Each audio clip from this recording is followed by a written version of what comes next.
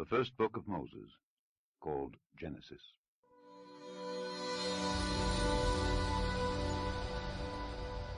Chapitre 9. Dieu bénit Noé et ses fils et leur dit: Soyez féconds, multipliez et remplissez la terre.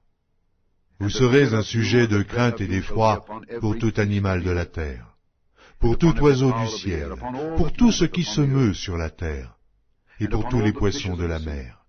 Ils sont livrés entre vos mains. Tout ce qui se meut et qui a vie vous servira de nourriture. Je vous donne tout cela comme l'herbe verte. Seulement, vous ne mangerez point de chair avec son âme, avec son sang. Sachez-le aussi, je redemanderai le sang de vos âmes. Je le redemanderai à tout animal. Et je redemanderai l'âme de l'homme à l'homme qui est son frère. Si quelqu'un verse le sang de l'homme, par l'homme son sang sera versé, car Dieu a fait l'homme à son image. Et vous, soyez féconds et multipliez, répandez-vous sur la terre et multipliez sur elle. Dieu parla encore à Noé et à ses fils avec lui en disant: Voici, j'établis mon alliance avec vous et avec votre postérité après vous, avec tous les êtres vivants qui sont avec vous, tant les oiseaux que le bétail, et tous les animaux de la terre, soit avec tous ceux qui sont sortis de l'arche, soit avec tous les animaux de la terre. J'établis mon alliance avec vous. Aucune chair ne sera plus exterminée par les eaux du déluge, et il n'y aura plus de déluge pour détruire la terre. Et Dieu dit: C'est ici le signe de l'alliance que j'établis entre moi et vous, et tous les êtres vivants qui sont avec vous, pour les générations à toujours. J'ai placé mon arc dans la nuit, et il servira de signe d'alliance entre moi et la terre.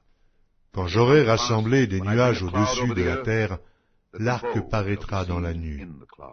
Et je me souviendrai de mon alliance entre moi et vous, et tous les êtres vivants de toute chair, et les eaux ne deviendront plus un déluge pour détruire toute chair. L'arc sera dans la nuit, et je le regarderai pour me souvenir de l'alliance perpétuelle entre Dieu et tous les êtres vivants, de toute chair qui est sur la terre. Et Dieu dit à Noé: Tel est le signe de l'alliance que j'établis entre moi et toute chair qui est sur la terre. Les fils de Noé qui sortirent de l'arche étaient Sem, Cham et Japheth. Cham fut le père de Canaan. Ce sont là les trois fils de Noé, et c'est leur postérité qui peupla toute la terre.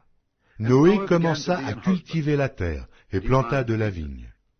Il but du vin, s'enivra et se découvrit au milieu de sa tente. Cham, père de Canaan, vit la nudité de son père, et il le rapporta dehors à ses deux frères. Alors Sem et Japheth prirent le manteau, le mirent sur leurs épaules, marchèrent à reculons, et couvrirent la nudité de leur père. Comme leur visage était détourné, ils ne virent point la nudité de leur père. Lorsque Noé se réveilla de son vin, il apprit ce que lui avait fait son fils cadet, et il dit: Maudit soit Canaan, qu'il soit l'esclave des esclaves de ses frères. Et il dit encore: Béni soit l'Éternel, Dieu de Sem, et que Canaan soit leur esclave. Que Dieu étende les possessions de Japheth, qu'il habite dans les tentes de Sem, et que Canaan soit leur esclave. Noé vécut après le déluge 350 ans. Tous les jours de Noé furent de 950 ans, puis il mourut.